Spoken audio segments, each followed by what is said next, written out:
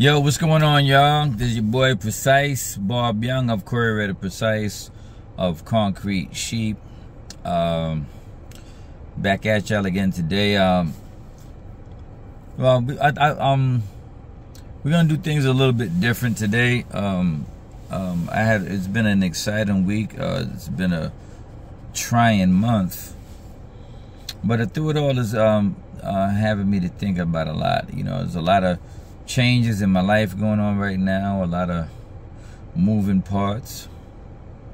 I was blessed, so blessed last night to be inducted into the Gospel Hip Hop Hall of Fame among so many other truly blessed individuals, blessed MCs, brothers, strong sisters in the Lord, DJs, just everyone who's a lot of people honored that have contributed to the work that I've been involved with for the last 30 years, which caused me to reflect. I looked at as I looked at the award today, I looked, okay, I saw my name on it, and I was even a big shout out to Jay Williams and his wife. Big shout out to them. Please keep them in your prayers, guys, because it's truly a magnificent work they're doing. Shout out to you, Jay. Love you, brother. Continue to do what you're doing. I see nothing but greatness coming for you and your wife. But even as they put on this event, it was a beautiful thing to see the men and women of God who've been laboring all these years being honored, and some of the young people, that's the young brothers and sisters, the young gunners coming up doing a thing. Definitely I'm not one of those guys that's combating the youth. I'm like, yo, let's get it in this final hour. We need everybody. We need the young man, we need the older man, we need the men, the women, all working in together to show a united front against the current darkness that's sweeping over the entire world. But as I sat there, it caused me to look over my life a little bit. It definitely caused me to look over my life, consider just the whole way that God has brought me from then to this part here, all the highs and the lows. Some of y'all watching this might have seen a lot of my highs and lows, and cause I've never been the type to hide nothing, man. You know, if I'm going through it, some of y'all remember me from when I was out hustling on the block. Some of y'all remember when I stopped hustling and got with the Lord. Some of y'all remember when life got real for me and I'm back on the block doing X, Y, and Z. And some of y'all have bore witness to the current transition of everything that's going on, and through it all, what God is doing right now. And I hide none of this because I think it's good when people see all that you go through, and every high and every low, and see how God has loved you through and loved you out and loved you over whatever was in front of you and blocking you. And that's why I appreciate David so much in the Bible, because through his whole life you could see his highs, his lows, everything he went through. He definitely made his fair share of mistakes, as have I. But through it all, you still see the loving hand of the Father, and I testify to that because in my own highs and lows, I have seen his loving hand as well. But it occurred to me when I'm thinking about this, there's a lot of people that know, but there's people that listen to my music and stuff in different countries, and they may not know as much. I try not to get into myself too much, because all glory and honor belong unto he that can save you, and Precise can't. But so I speak Jesus because he's able to do what Precise can't. But God kind of impressed upon my heart today to tell them about what I have done in your life. The Bible says they overcame by the blood of the Lamb and the word of their testimony. We know that testimony sometimes is referring to the testimony of Christ and the death, the burial, and resurrection. But God, your own personal testimony is very powerful and helpful to people who say, well, that's Jesus, and I'm not Jesus. Well, hey, this is me, Precise, Rob Young. And I'll tell you a little bit about me. For those of y'all who don't know, I'm from New York City, born in Brooklyn. Then we moved over to Staten Island. Definitely, my grandmother was the matriarch of the family. She was like the Christian backbone to the family. She was that kind of that conscience in the back of everybody's head. If God was using anyone to be our conscience, it would kind of be grandma, trying, I remember when we little, we stayed with grandma. If you ain't going to church, you was just locked outside until she got back from church, and that could be all day long. But in our immediate homes, especially not mine, I don't think I like, I was born 1973, so when I was young, my uncles and aunts, we used to gather up and cut it up, music playing, parties and all that. So it wasn't really I didn't grow up, for those of y'all thinking that, well, maybe he's like that because he grew up religious. No, I did not. So there goes that out the window. I'm not that way, because my moms and them, they was partying. We wasn't it wasn't that type of affair in our home. And I remember even it was the same when we moved to Staten Island. There was no religion yet in the home. When we first moved to Staten Island, my mom's had not given her heart to Christ yet, so we was just living. I thank God for the relationship now, but me and my dad, when we were little, it wasn't really good, so that kind of pushed me away from home and pushed me out the door. I wasn't a bad or a loud kid. I was very shy, very introverted. I toted around a lot of pain though, because of the relationship with my dad and the relationship with my mom. Because of my relationship with him, I allowed the relationship with both of them to go south, and I ran away from home. I ran back to Brooklyn, and I was staying with my grandmoms. So there's some people that see me, they think, oh, he from Cooper Projects out here. But because I stayed out there for a while with my grandmoms. So big shout out to everybody out there. Love y'all. Pray God is keep y'all and bring y'all into his matchless plan for your life as well. So I remember when my mom got saved, and when my mom gave her life to Christ, it was like, okay, definitely changes around the house. It was definitely a radical change for moms. Different things wasn't allowed to be played in the house no more. Different music, different movies, all kind of. So a lot of y'all can relate to what I'm talking about with that. And but still, okay, that's her thing. I was still out doing me. I was at this point, I was around 14 or something. So me and some of my friends, they would force us to go to church with them, but really had no intent on that. I was intent. At this point, I'm in Staten Island, Park Hill, same projects where the Woo from. And yeah, just was okay. Mom's a little bit more like grandma now, but she was a dynamo. She still is a dynamo for Jesus. And but I guess with everything I went through as a kid, it kind of put me in my own shell. I had my shell against religion, my shell against I just felt like no one's gonna be there for me like myself. So I went from shy kid to quiet kid, but life will show you real quick if you don't stand up for yourself, you don't defend yourself. The streets are, my man Reg said it in one of his rhymes, the streets are full of creatures who prey on the meeker and weaker vessels. So you learn real quick, especially in New York. Now you gotta armor up, shell up, defend yourself, and go for yours. If not, everybody gonna take yours. So and I won't go into everything, but in living that life, That's how I got involved in you know, life of, you know, petty crimes here and there, running with my friends and trying to get money, and you know, and things of that nature. A lot of y'all know me from that, you know, and I love y'all too, man. I love y'all too, and I'm here for y'all to this day, and I'm still praying for y'all, and y'all would meet the fullness of what God got for y'all. I'm trying to think of significant things, so I don't take you overboard too far, but definitely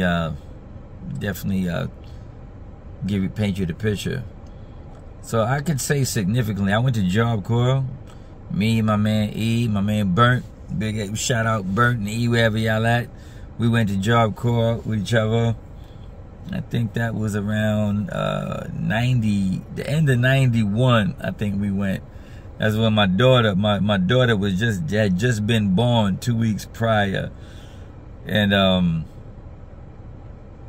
we went to Job Corps, and trying to get a trade, something that could help me be a dad, because I know I was going to be a father, so I needed a way to make a living. I actually did become a licensed welder up there, but if your Job Corps is one of them places where if you're not focused going, it's like, say if your mind is already on street stuff, all it's going to do is you're going to meet other people from other sections of the city that's involved in street stuff, and now instead of a localized crew, you got connects in other parts of wherever you at. But I remember this. I'm gonna stop at certain significant things that happened along the way. Where even though I was all about bagging how many shorties I could bag and smoking how many L's I could smoke in a day, but there were significant things that happened along the way. Like I said, in Job Corps, I remember, and like some of the stuff I'm gonna get in today, y'all, is some kind of Ripley's Believe It or Not, and I'm sorry if you have a hard time with it, but it's my story. If you want to believe I'm making up some of the stuff I tell you, you could believe that or whatever. But this is my story. This is what happened to me, and I'm gonna tell it the only way I know how to tell it. I remember one time while in Job Corps, there's this kid that came to Job Corps, and at this time, me, my man Burnt, and my man E were we were like every unit, every dorm had their little dorm officers that kind of keep things in line, and that was me, my man Burnt, my man E, my man Leo, whatever you are, Leo. God bless you, man. I hope to be in contact with you, my man Leo, my man Black from out there in Brooklyn, and we were kind of running our dorm. And so every other Tuesday, I think it was every other Tuesday, they have new groups come in, and then we, they go to the, we had like 6-man rooms, 4-man rooms, 3-man rooms, 2-man, whatever. So the guys was coming to us saying that they don't want this little Spanish dude. They didn't want him in their room. So we like, no, he got to go in there. 6-man, you know how it go. When you first come, you got to go to the 6-man. So we ran up in there to see what was going on with him. Now this guy was bringing all kind of books outside of his suitcases when he was alone. I mean, like, and I'm talking about like some ancient looking books, like with metal on them and all kind of Merlin sorcery type of things. So I did take note of that, like, because, of course, especially growing up with my type of moms and my type of grandmoms, I'm thinking like, yo, like, what is this right here? So, but I just try to, not think about it too much. I just made a note that this little dude is weird or whatever. But I remember it was one weekend, and me and my dudes up there, we was looking for weed. We was smoking, so we looking for trees. We look who got the trees. But every now and then we have a drought up in Job because nobody had no trees. So we was looking around and anyone got it, nobody got it. But then we get back to our dorm and everybody's eyes are blood red. Like I tell you, Ripley, believe it or not stuff, but those who was with me there, y'all know I'm telling the truth. So we see everybody, eyes bloodshot red. We like, yo, what's going on, man? Who got it? Who holding out? So we questioning. We at the point where we being aggressive. Me and my little crew, we being aggressive. Like, yo, where's that? Who got it? Who got it? So they was like, so they telling us, nah, man, nobody got it. It's that new kid. He talked some words over you. He talked some words over you, and next thing you know, you high, you blaze. So we couldn't believe it, even though when they said that, kind of set off a little alarm. Remember how it was, I'm thinking of all the stuff that my mom would tell me. So I said, so my guys that was with me, I ain't gonna call y'all names for y'all don't want nobody to know, but my guys that was with me, they were like, yo, we gonna try it. We gonna try it. So I'm, even though I was not no believer at that point, I was still like, nah, man, that's devil stuff, man. Don't go messing with that. So like, easy, they're telling me like, yo, P, be easy. It's just, if it don't work, like we gonna bust them down. Like we gonna smack them up if it's fake. Like that would appease me. I'm like, nah, don't open yourself. But anyway, they didn't listen to me. So wait, 1, 2. Yeah, 4 of my guys went in the room with this guy, right? And I'm mad, so I didn't want to go in there, right? And I'm telling you little things along the way. I'm telling you my life as an unbeliever till we get to the point now. So my guys got my guys, but see, these are bench park moments that showed me things. My man's come back in the room, and sure enough, and these are not the type of guys that fake it.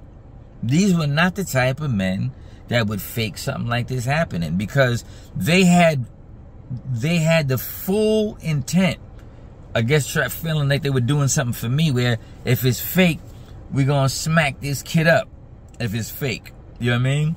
So these are the type of dudes that's not gonna fake if they not really feeling blaze, lit after, whatever.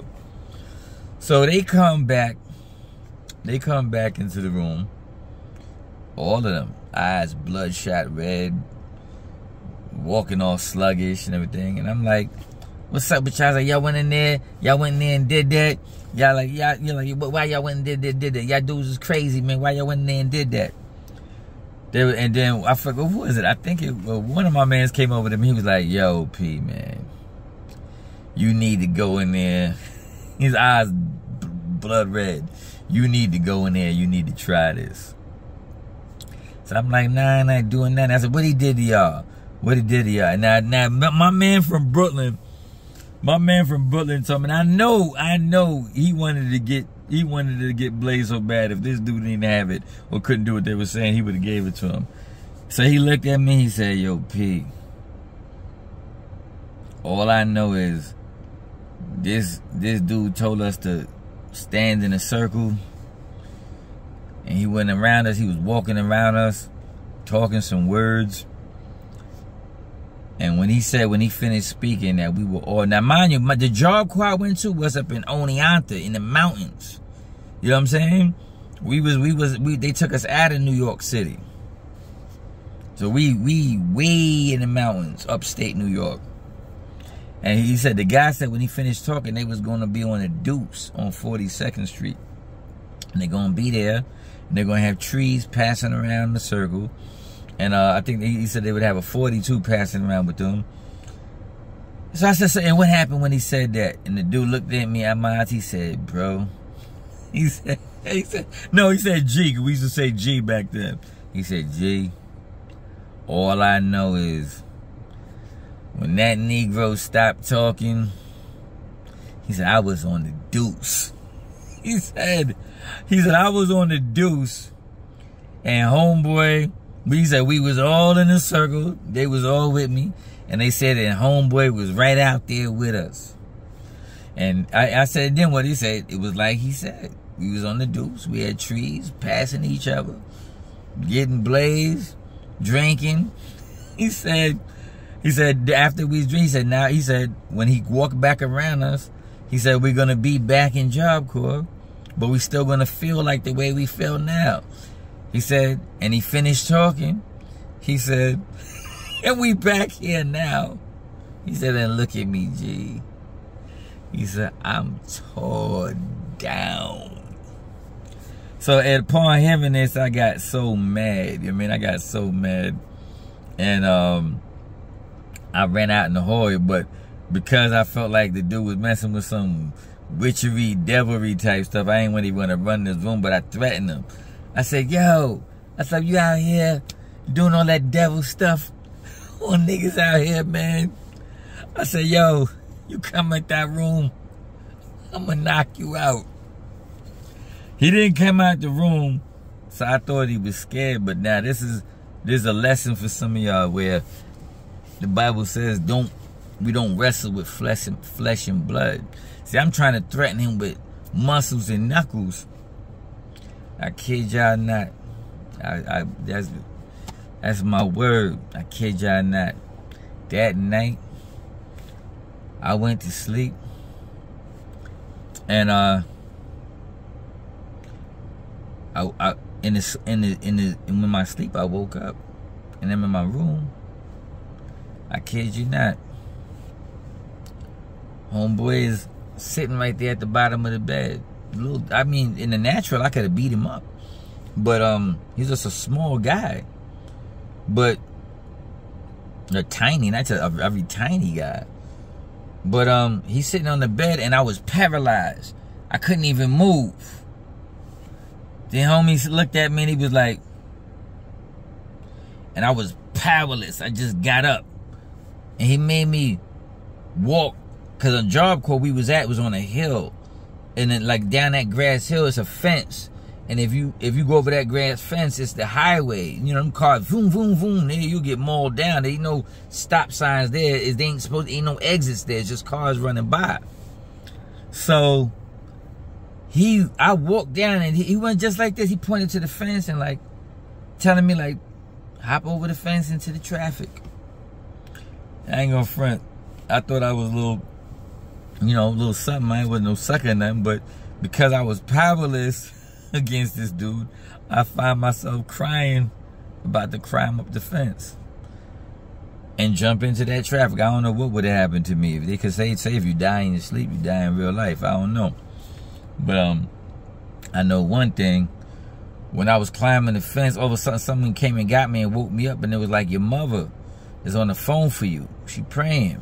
Your mother need to talk to you. So when I went, they woke me up. They brought me to the counselor's office. My mom was on the phone in the middle of the night. She was like, Robert, what's going on? God woke me up, told me to pray for you. And I started telling her what happened, and she started praying. And then little do you know, homie was gone from Job Corps the next week. You know what I'm saying? I didn't convert my life then, but made a little note, right? Like I said, I'm trying to remember significant parts. I remember coming back to New York, thinking I'm gonna be this big welder, making this big money, have my welder's license. But New York is a trip, man, because like even if you got a license for welding, a lot of these guys hold jobs for their family who ain't even licensed. So they try to keep that money in the family without going into that too far. So I was finding a hard time finding welder work, and my daughter was just born or whatever. I worked on a moving truck. I did stock, but still trying to find a hard time making ends meet for me and my daughter. Like I said, at that time, me and my pop get along great now. You know what I mean? But at that time, we wasn't getting along too good. No, not good at all. So when they moved, I wasn't allowed to come with them because I was considered too much of a problem then. And it was too much of a problem between me and him. So when they left, now, they took my daughter with them until I get on my feet. You know what I'm saying? But I had this apartment now. I got bills on it. I'm trying to make, and this is no justification for the things I did. I'm just telling y'all what it is. So, yeah, I had this new apartment, had bills on it. I couldn't make ends meet, but my peoples was getting it. They was getting money. There was, you know, 2-6 Mob. For those who know, you know. For those you don't, you know. Killer Hill, Park Hill, 2-6 Mob. That's my crew. That was me. So I you know, one of my mans, he put me on. He brought me to the dudes that was running that.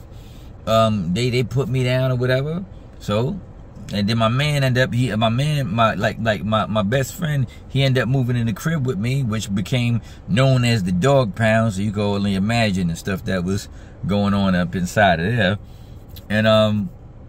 So that's how I got involved in, I'm back in New York City. I'm back, I'm doing what I'm doing for the bread, and that's how I got involved in a lot of the stuff that you're hearing in my music.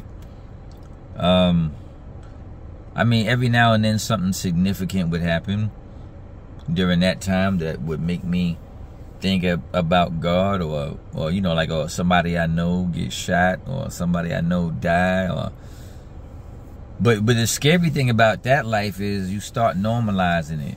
You start normalizing people dying before their time. You start normalizing people just getting locked, or your man just being locked up for years. And that's the real scary thing about you start normalizing a life that God ain't really have for you to live. God ain't really meant it to be like that for you. But because you out in it, you normalize it. So I remember I was hustling. We used to look out, like I'd be on the roof, my man be downstairs hustling, or we'd switch spots, you know, every now and one hustle, one watch out from the roof. I remember one time I was on the roof, I was drinking, I was on the roof, and I'm watching, you know, from the roof, I'm just watching the goings and comings, everybody up and down the block. And it at that time, I thought to myself, well, the sad thing about it seems so normal. I was like, well, if I make it to live to see 30, then this is the truth. I felt like if I live to see 30 years old, I'd be lucky. Like 30 seemed old to me. 30 seemed like if you make it there, like you've made it way farther than dudes you know. And wow, if I could wonder, and I was sitting there wondering, smoking, wondering, wow, will I get to see 30? Like if I could just get there, I don't know. So that's the place I was at then. Now, just to backtrack a little bit, I'm gonna leave y'all with this. This is part one of my testimony. So I'm gonna leave you with this at the end of this, and this is another Ripley's Believe It or Not, but it's my story. You could believe what you want to, but this is me. So just before my mother and them left, like I said, when they didn't allow me to come with them, a little bit prior to that, before all this happened, I remember that my family was barbecuing at the house that me and my man, which became the Dog Pound for me and my man, but before my mom and pops lived, before my mom and pops left this house, they was throwing a barbecue in the back, so everybody was in the backyard. Like, I kid you not. There's little things along the way to let me know it's more than flesh and blood out here. I'm getting a little ooky spooky for some, but you don't believe all that. You just believe in what you can taste, touch, see, and feel, and see how good luck with that. That's what I'm gonna say. But so my parents, everybody's in the backyard now. This house I lived in was a trip. One day we'll do a special I'll do a special talk about this place I used to live in. But anyway, everyone's in the backyard. I'm the only person in the house. Everybody in the backyard eating hot dogs. We had a backyard that was connected to everybody else's backyard. So everybody out there having a ball. Well, I'm sitting out now. You know, and I'm blessed. I'm blessed in these later years to meet extended family, because I didn't know I had more brothers and more sisters that I'm meeting now. So God bless y'all. I'm so happy to know y'all, more cousins that I didn't get to know for all these years. So I'm blessed, and God bless. I think there's a reason. I thank God for meeting all of y'all, and I can only believe that the fullness of that reason is going to come into they're going to come to pass sooner than later. At this time, it was just me, my two sisters, and my younger brother. Now, my sister, she's 2 years younger than me, and my other sister, she's like 9 years younger than me. So at this time, like, she's just a little girl, my younger sister. Everybody in the backyard. I'm sitting on the couch thinking to myself, oh, I'm about to go in the backyard, get a cheeseburger or whatever. While I'm sitting there thinking that, my little sister come walking from the backyard through the house. But she walked past me like she don't really see me. And then she goes walking up the stairs. So I said, oh wow, my sister Jay is walking past me. So I said I'm gonna follow her and scared. She must have thought I was sleeping. That's why she didn't acknowledge me. I'm kid you not, man. She walked up the stairs. I never lose sight of her. I'm behind her. She get to the top of the stairs, come around the banister. I come around the banister. I'm still seeing the back of her. Long hair. She got long hair. She walk into her and my brother's bedroom. I walk to the bedroom. Now, they had a bunk bed in there. So when you turn the bunk bed, it's nothing but a wall, the solid wall there. So no windows, no doors, just a wall. So I figure I got it now, because when she turned that corner, my plan was to jump behind her like, scare her. She turned the corner, I jump, nothing's there but the wall. Dude, I ran for my life screaming. I thought my sister disappeared. I'm screaming her name, running downstairs, almost break my legs, falling down the stairs, come in the backyard screaming. Everybody wondered, what happened? What happened? I'm like, JJ, where's JJ? Where's JJ? They're like, what you talking about? She right there playing in the grass with the rest of the kids. Okay, what did I just follow through the house and disappear behind the wall? We wrestle not with flesh and blood. Right before that, right after that, and then, like right after that, I had a girlfriend who lived in Mount Vernon. She was visiting from Mount Vernon. And my mom's and them, like, that's what, remember I told you I worked on a moving truck too. I was still working on a moving truck. My mom and them, I guess they was trying to pray for her and get her to accept Jesus or whatever. I was like, oh my goodness, they messing. You know, I had other plans for that weekend. So I'm like, mom's is messing up my plans, because now the girl is like, well, you know, your mom said the devil's after our soul. You know, God died for us, Jesus died for us. So I'm like, listen, man, I ain't worried about none of that, because I'm trying to get, God forgive me at the time, but I was trying to accomplish what I wanted to accomplish, my little nefarious plan. So she's like, you ain't scared of the devil, nothing like that. I'm like, yo, and I'm saying, you know, the scripture says that we simply rebuke the devil. We're not supposed to curse him or anything like that. We just rebuke him, and that's it. It says, even when the Archangel Michael contended for the body of Moses, he simply said, the Lord rebuke you. So anyway, I'm like, I'm going off. I ain't scared of no devil. He could do this for me. I'm cursing him, F him, this, that, and the third. And so she was so shocked that I wasn't scared that she let me go ahead with my little nefarious plan for the night. And then she went upstairs to my sister's room, because, you know, moms was trying to hear us being in the same, you know, room or whatever. So I kid you not, I was downstairs on a fold out bed thing. My daughter was in the playpen. I went to sleep, and in this dream I was having like this nightmare.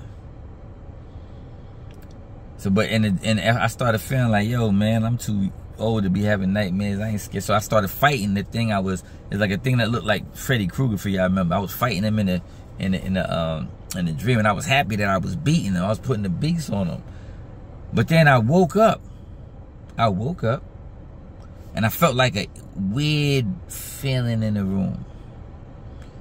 When I felt this weird feeling in the room, I felt like, okay, because it felt like cold and dark. It was dark, but it felt cold too. I see my daughter in the playpen, and I thought I was seeing something from the corner of my eye, but I said, nah, this can't be happening. So, because what I think I'm seeing from the corner of my eye is a man sitting on the couch. But I know this can't be happening.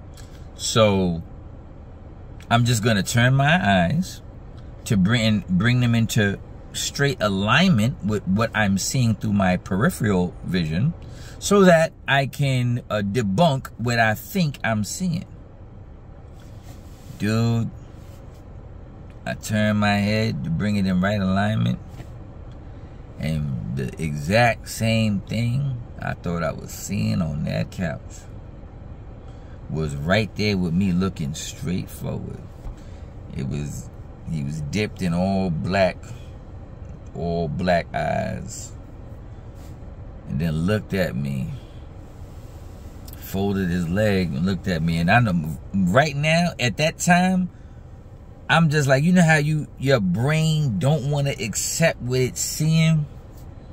All I could do was grab the sides of the couch and shout in disbelief the word N-O, no. And I just closed my eyes, shit, man, no, like this ain't happening. Because if it's happening, my sanity gonna snap. I opened my eyes, I didn't see him, but I still felt that dark feeling. I grabbed my daughter up like a football, trooped up the stairs with her, threw her in the bed with my sister. I jumped in the bed with my brother, and I'm looking at the stairs, and I'm like, yo, maybe I should get more, because now, like I said, I wasn't a believer then, but there was things happening in my life all along.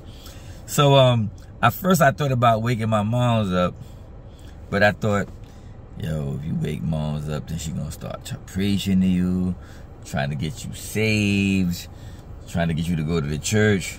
So I didn't want to hear, and at that time in my life, you know, I wasn't trying to hear that. So I I said, let me try to talk to Jesus myself, even though I wasn't sure what I believed. I had beliefs that ranging from 5%. Some of my family was Israelites, some of them was 5%, and some of them was just Islam or whatever. So I had a mix of everything in my head. But for some reason, I thought about Jesus, and I tried to be like, Jesus, please help me. Like the devil's trying to get me, like, help me. Remember I said I was so scared I ran upstairs from the devil, but I started feeling like, I could explain it now as the presence of God, but I started feeling like the presence of God moving, but then over my body, but then I started getting more scared of Jesus than I was of the devil. Like, no, like, get off me. But needless to say, when that went away, I ain't gonna front. I felt nothing bad in the house, but I didn't tell nobody about it because I wasn't ready to walk that path. And then, like I said, it's little, so I still went on doing the things I was doing. But like I said, I'm just showing y'all things along the way before what finally happened to solidify me becoming who I was meant to become. I'm gonna stop it right here. This is part 1 of my testimony. I'm gonna pick it right back up after this, man. Like I said, believe it or not, but this is my testimony. God bless y'all. Love y'all. Peace. Okay, guys, we're just gonna continue on from where we left off. I'm using these head mics because I was having a little problem with the other mic before. But we're just gonna keep on from where we was at. I left off, you know, y'all know where I left off. This is part 2 of my testimony. On part 1, we left off where I had a definitely supernatural, believe it or not, moment in the house I was living at. And it was just trying to show all along, I'm trying to show all along the ways there have been things pointing out to me that this life is more than what you could see, taste, touch, smell, or hear. There's other things at play here. And but I would keep ignoring the signs, and I would notice which is an important sidebar right quick. It's important to know that once you ignore, if you continue to ignore those moments of visitation, I noticed that life always got undeniably worse for me after those times. So I ignored this last sign too that we talked about at the end of part 1, and then I like, so fast forward a little bit. I tell you right now, I'm hustling. I'm with, I'm on Staten Island. We just kind of making our way the best we know how. But I had an old, in the old Dukes of Hazzard show, it said, but that's just a little bit more than the Lord will allow. So yeah, so like I said, and the sad thing is when you normalize it, like me and my friends, we kind of normalize our man's getting sent up, our man's getting on the way, dude. We be sad when something happened to one of us. We drink for them, we smoke for them, but we kind of accept it that this is part of the life kind of we in or whatever. And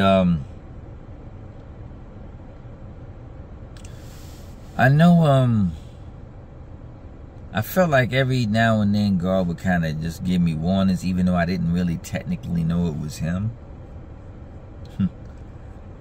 And he would show you signs of things to come, but you didn't know at the time that it was him showing it to you. And I remember getting this feeling like, we thought we was slick too. We was, we was getting it. The people we was working for was getting it. And but I kind of started getting this feeling like, yo, everything gonna crash here. You need to get out from under this. This is going down. I couldn't explain it. It was just like there's a feeling that life got to change. You got to do something different.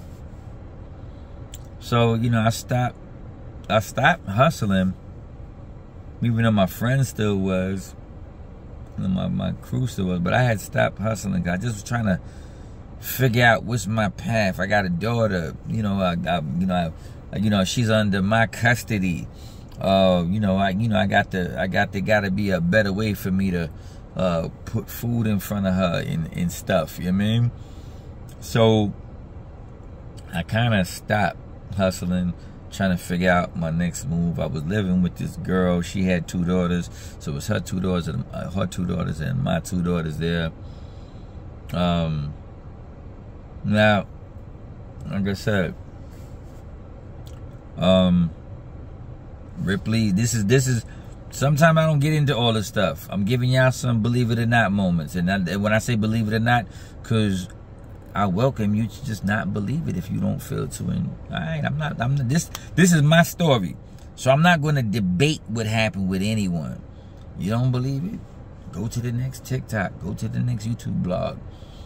Find something you find believable. But this is my story of what happened to me in Christ Jesus. So I'm gonna go back now to the winter blizzard in New York in 1995. For those of y'all, my OGs and my vets out there, y'all remember that. It was a real bad blizzard in New York. I know I was in the house. I mean, why am I saying that? Because this goes to show when I was in the house, the windows was shut. It was freezing outside. And then I was living with this girl I was talking to at the time. She had 2 daughters. I had my daughters. We had our little makeshift family thing going on or whatever. And guys, I guess you can relate. I guess girls can relate to this too. I'm not a girl, so I can't tell you how y'all relate, but I'm just speaking from a guy's standpoint. You ever look at the person you with, they might be asleep or something, and you just kind of sizing them up, like figuring, is this real? Is this gonna make it? Is this, what is this I'm with right here? And doing your little analysis on giving it a report card for your the percentage or the chances for y'all success of making it together. So I guess I woke up. I didn't wake up. I was not even sleeping. She was asleep. I was awake. So I'm looking at her, and so I was like, okay, I'm okay. She seemed like she down for me. She seemed like she'll ride. We trying to make it happen with her kids and my kids. How well do I know her? Can this happen? I'm weighing the pros and the cons. You feel me, guys? Y'all know what I'm talking about. I'm weighing the pros and the cons, and the one major con for me is I'm like everyone man wants would like a pretty or beautiful woman, but as not too many guys that like women that go purposely seeking attention. You know what I mean? Maybe nowadays, I don't know. Nowadays dudes got songs like if they ain't looking down on one or whatever. So I don't know. But the cloth I'm cut from, the cloth of type of dudes like I ran with, the cloth, we're not really into that. If you just everywhere trying to bring attention to yourself like that, and I don't know if she would have been faithful or not. I'm not gonna put that on her. You know what I mean? But I do know she liked attention. I did know that. And I did know I don't like that. You know what I mean? So I'm trying to think, like, with her being like that, with me and being like this, with that, cool, can that work? Then, of course, I started thinking about money. Like, okay, what am I gonna do for money now? If I'm not gonna be hustling up the block with these dudes, what am I gonna do to financially secure myself? You know what I mean? I know people that was doing everything from running guns to doing stuff out of state. People offered me opportunities to hop on with all that stuff. So I'm considering all this stuff. But I really didn't want to do it no more. I knew I had to do something, but I just didn't want to do none of that. So after I'm deliberating my mind, I kind of slapped my hand on the bed. Pop. I said, nope, I'm not going to do none of that no more. I said, I don't know what I'm going to do, but I'm just going to try to do right, raise my daughter, and I'm just hoping everything works out. That's all I said. The moment I said that, I remember 95, blizzard, freezing cold outside, all windows closed. I'm laying on my back in the bed. Lady I'm with sleep. Kids are asleep in the other room. Believe me or not, I felt wind rush in from the ceiling, blow down on the bed. Couldn't explain it. Made tears roll out my eyes. And as I'm wiping my eyes, I'm like, yo, what's going on? I'm crying. Mind you, because like I told you, it was tumultuous between me and my pop. So I just made this thing in my mind that when they didn't let me come with them, when they moved out, nobody's ever gonna make me cry no more. And I shed no tears. For years I shed no tear. So when I cried, I was bugging out, like, I'm crying. What in the world's going on here? So as I'm trying to figure out, I'm thinking, man, is wind? Is it some? I was thinking everything from a crack in the roof with the wind to some electro energy spectrum moving over the house, messing with my emotions. You name it, I was thinking it. And then it was the first time, I didn't know it at the time, that I heard the voice of God. And I thank God for being able to hear his voice, because just for some of y'all don't believe, I believe everything of God is just written on paper and he don't really speak to y'all. I'm not here to start a debate with y'all. If that's what you believe, go ahead. But what I'm telling you, I stay in the written word of God, but God speaks to me too. I hear his voice. Well, that's another subject for another time. But that's the first time I actually, and it wasn't like I'm hearing you hear. Like, it's not like you hearing me now. It's like it's like you think, like, all right, if I tell you, think of the line, let's go outside. Now think it. See how you heard it in your brain? It was something like that. But I heard, get out of that bed you're in and walk around it. So I'm like, get out the bed, I'm in, walk around it. So I'm like, now I'm bugging. I'm going back to the stuff I'm thinking. Then I heard it again, but a little bit more stern the next time. Get out of that bed and walk around it. Thank you, Jesus. And I got kind of shook. I ain't gonna front. The second time it happened, I got kind of shook. And I was like, whoa. Because whatever I'm hearing, I didn't know what it was at the time, But whatever I was hearing, whether it was a ghost, whether it was something, I just didn't want to make it mad. You feel me? So I said, you know what? I just propped myself on the bed like okay. I'm like, okay, I'm gonna do it. I didn't want to speak too loud because I didn't want to wake up homegirl for she think me crazy and try to put me out the house or whatever. I got out the bed. I began to walk around the bed, and when I got to the corner of the bed and walked around that corner, all of a sudden my knees almost buckled. And remember I told you that when I felt, it's like I felt it again, but like that, I could describe it in Christian jargon and terminology and all that right now, but I'm not going to do that. I'm just going to give it to you the way I felt it when it happened. And I felt like the greatest energy you could imagine just wrapped me up. It was all around me. And I just felt like you know, you're on a mountaintop, like, woo! You know what I mean? And then it was gone. And then I heard, the next time I heard the voice of God, he told me, he said, now you know I'm real. And I was instructed to go downstairs in the home I was in and start to pray. And I'm like, I don't know how to pray. I never prayed before. But I heard again, you're not going to do what God say to do. I went downstairs, I prayed all that night. I remember the next morning, the girl I was with, she got up, I was still downstairs in the chair. She looked at me like, what's up with you? I'm like, yo, listen, man, God talked to me, man. So I thought I was like some type of hood Moses now, you know what I mean? Like, I don't need, it's just me and God calling me to some great thing or whatever. So I'm telling her what happened. She's like, oh, okay, that's good. Like, I've been telling you to go to church or whatever. So, but I didn't go to no church or nothing like that. I just started reading on my own, you know what I mean? And I started talking to my friends about God. So I was like half hood, half in the church, half hood or whatever.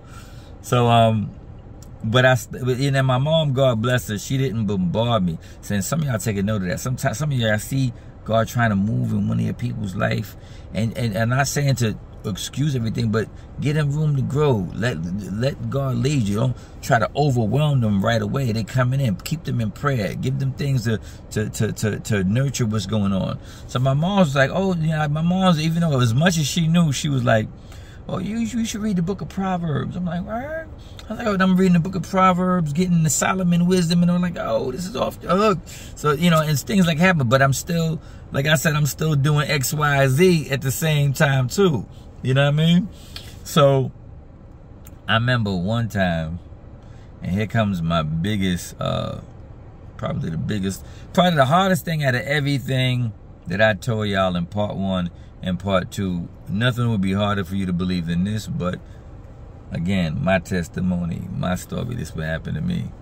So I remember one time I had like my family over, my sister, I don't know if my brother was there, but I think it was my sister. She had her sister, her brother over there. We had people over the house. The kids was up, and so it was like a weekend. You know, the weekend you want to hang, so everybody, you know, came over to hang with us, and everybody want to, you know, they want to drink, they want to do this. You know, we got snacks and everything out. So, but I didn't notice yet that God was changing my appetites. You feel what I'm saying? And like I said, the minutiae of that we could get into later on. I'm really not religious when it comes to certain things, but you know, like we'll get into that in another video. But I didn't notice that my appetite was saying. So where they was like, we gonna play cards. What we doing? We playing spades. What we doing? We watching a movie. I'm like, yo, and I'm in my mind. This is like a great idea for everybody. I'm like, yo, my mom's gave me this tape with this preacher on it. He off the hook, man. Like, let's watch this. So now, mind you, everybody got their drinks in their hand, this, that, and the third. But like, what you said? But I guess nobody kind of wanted to bust my bubble or whatever. So they was like, oh, okay, Size. Oh, okay, that's what you want to do. So we got the chips, we got the drinks and everything, and I pop in the man of God, right? Preaching. And one by one, They started to either fall asleep or peel off into the rooms and go to bed. Everybody just started making their way out. But I'm locked. I'm locked on the sermon. And one thing that kept me locked was because a dude from a hip-hop group that I knew, Smooth B from Nice and Smooth, he was in the church. So I was like, yo, that's Smooth B right there. And this church, I think it was in Jersey. So I'm definitely locked now. But the only one that was thugging it out with me was my girl at the time, her brother. But after a while, you know, like the spirit is willing, but the flesh is weak. After a while, he fall asleep too. And when he fall asleep, it was just me and my dog up. Now, man, I tell you, I was like the name of my dog. This is how, just to give you how far gone I was. At this point, I had a puppy, puppy Pit. I was growing, and his name was, the name of the dog was Satan. So you already know. You already know. So the dog was with me, and I'm watching this minister on TV. At this point, I never really had been in a service since I was a kid. So I'm watching, the man of God talk what he talking. I'm like, all right. And then he just, for some reason, he just stopped dead middle in the service, and he was like, why don't everybody just get up and just start worshiping God? Let's just give him the praise. Let's give him the glory. Let's give him the honor. I never did nothing like that before. But when he said to do it, I kind of felt like I should be doing it too. Now, but I didn't want to do it loud because the kids were asleep, and I didn't want to wake up the woman upstairs. She come downstairs, and we get the argument or whatever about me being loud, waking up the kids. So I said, you know what? I'm gonna leave the TV playing here, and I'm gonna go right in the kitchen so I could praise God like they doing on the TV. So this was foreign territory for me, y'all. I went in the kitchen. I started praising God, and my dog was jumping around, scratching around at my legs and everything. He excited, trying to throw. He probably thought I was going outside. And then, so I started just saying the little words I knew to say, like, thank you, Jesus. Hallelujah. Praise you, Lord. Just, I'm just like a fish out of water at first. But as I kept doing it, it started becoming more real. Thank you, Jesus. Thank you for what you did. Thank you for dying on the cross. Thank you. Praising God, right? So, as I started doing it, becoming more and more intense, like I said, for those of y'all that don't believe in this, I don't know what to tell you. But I heard again, close your eyes and don't open them. I didn't know why I heard that, but I did it. Closed my eyes and kept thanking God. I could hear them on the TV and outside, but kept thanking God, kept praising God. Then I had some slippers on, and I felt led to kick the slippers off my feet. I kicked those off. And now it started getting real in that kitchen. I could feel him. It was getting intense. I kept praising God. Now, what I'm about to tell y'all happened real quick. I'm elaborating on it, but it happened real quick.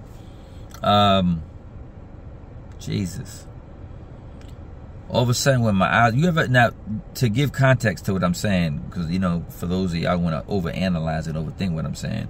When I say I see a light burst, but you had your eyes closed, how you see a light burst? Well, for those of you, for those who want to be so technical, have you ever closed your eyes, and if you have a bright light flash in front of your eyes, won't you see the flash? If the sun is out right now and I cover my eyes, it's dark.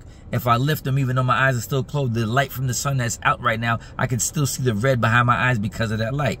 There you go. Science 101. Okay, now we can keep going. So, with my eyes closed, I seen this bright light burst in front of my eyes, and I just kept praying like, oh, Jesus. Happened again the second time. Jesus. I got down on my knees, crawling on the name of God, kept praising him. I felt the dog still jumping all around me. Now, mind you, there's people in the house. I'm yelling at this point. The next time I felt that light blew up, it blew up so bright now for in this undescribable light. For my deep Christian people, yes, the Shekinah glory of God.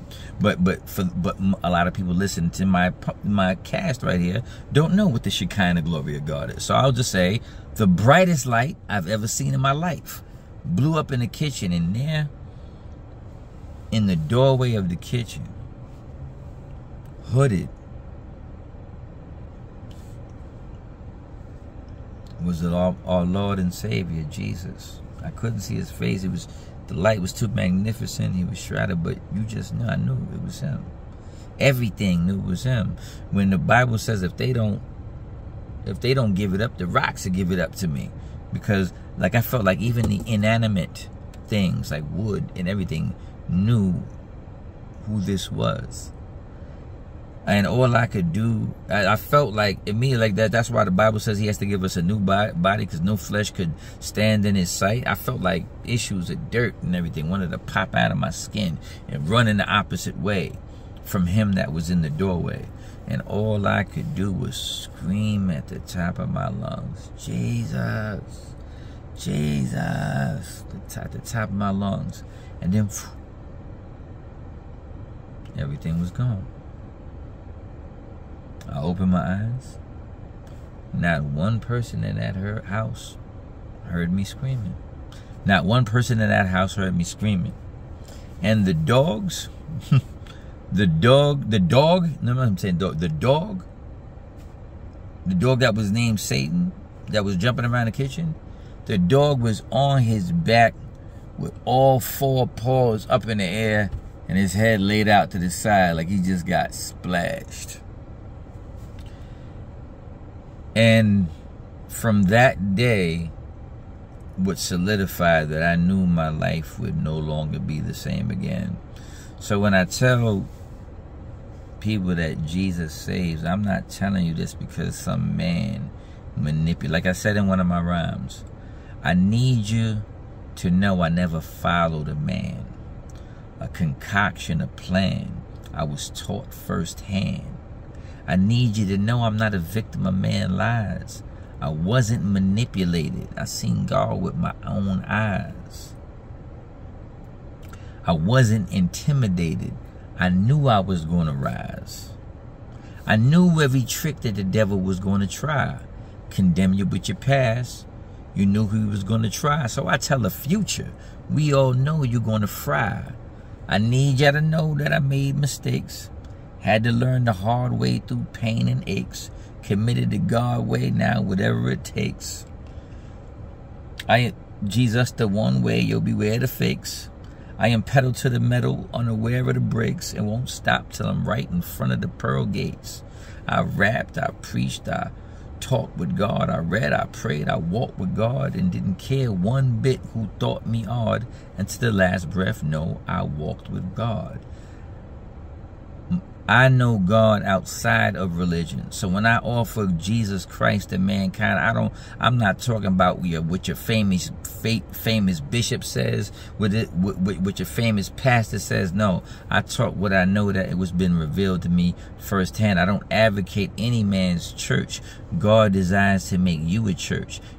God desires to have his presence reside in you and speak to you and change the course of your life. When I say Jesus heals, is because I know it firsthand. If I say Jesus can take the pain away, I know it because I've seen it firsthand. When I say Jesus is who he is not because somebody told it to me, it's because he revealed himself to me directly.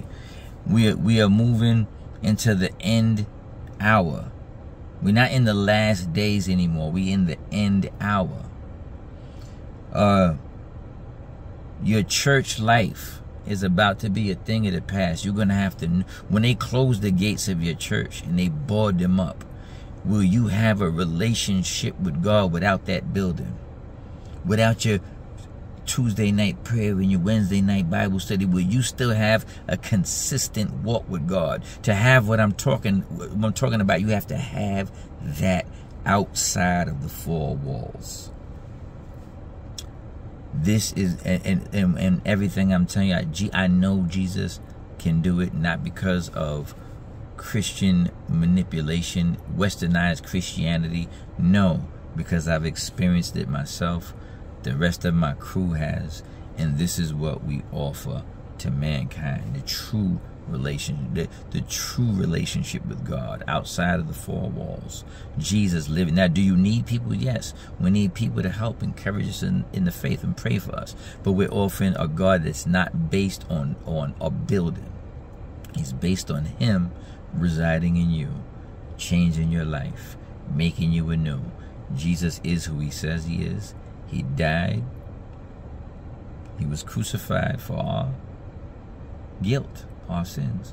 He died and He rose from the dead, His own self. There's much more to my testimony along the way. Eventually I'll get into how I started rapping for Him and traveling in and out the country to do His works. But I believe I had to give you that, guys, so you understand a little bit more about me. So when you hear me talking, when you see my posts, you know that this is not a man that been manipulated by doctrine or been manipulated by some religious character.